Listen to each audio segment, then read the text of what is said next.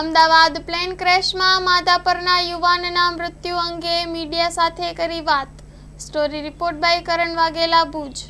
ગઈકાલે બપોર પછી જે ગુજરાતની ધરતી પર જે દુર્ઘટના બની એ ખરેખર દુઃખદ અને અતિશય દુઃખદ અને એક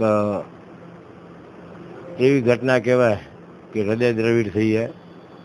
એની અંદર જે મૃતકો પ્લેનની અંદર તો જે હતા મુસાફરો, એની સાથે જે જમીન ઉપર જે બિલ્ડિંગ ઉપર પડ્યું એની અંદર જે જાનહાનિ થઈ, આવું સાથે મળીને બહુ મોટી દુર્ઘટના બની.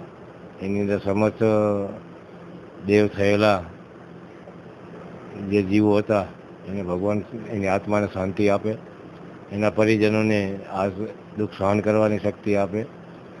સાથે એની અંદર અમારે એક માધાપરના કચ્છના જે 5 રેવા પટેલ સમાજના પરિજનોને જે આમાં ભોગ બન્યા એમને પણ બહુ દુઃખદ ઘટના અમારા લેવા પટેલ સમાજની અંદર. એમાં એક માધાપરના અમારા નારાયણ હિરજી હિરાણી કરીને એક જુવાન 53 વર્ષના એક ભાઈનું પણ આની અંદર દુઃખદ અવસાન થયું.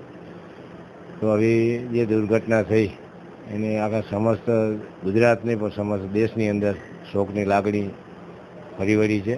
એના ભાગરૂપે માધાપરની અંદર પણ અમારા લેવા પટેલ સમાજ અને સાથે સમસ્ત સમુદાય દુઃખની લાગણી વ્યક્ત કરી રહ્યો છે. ત્યારે અને હાલ જે પંચાયત જે ચૂંટણીની પ્રક્રિયા ચાલુ હતી એને ગઈકાલ અને આજે એક આ શોકના કારણે અમુક ગતિવિધિ જે કાર્યાલયનું ઓપનિંગ કરવું હોય કે પ્રચાર પ્રસાર કરવો હોય એને સ્થગિત રાખવામાં આવ્યો હતો. ત્યારે આપના માધ્યમથી સમસ્ત દેવ થયેલી આત્માઓને ભગવાન શાંતિ આપે, એના ચરણોમાં સ્થાન આપે અને એના પરિજનોને દુઃખ સહન કરવાની શક્તિ આવે એવી પ્રભુ પાસે પ્રાર્થના.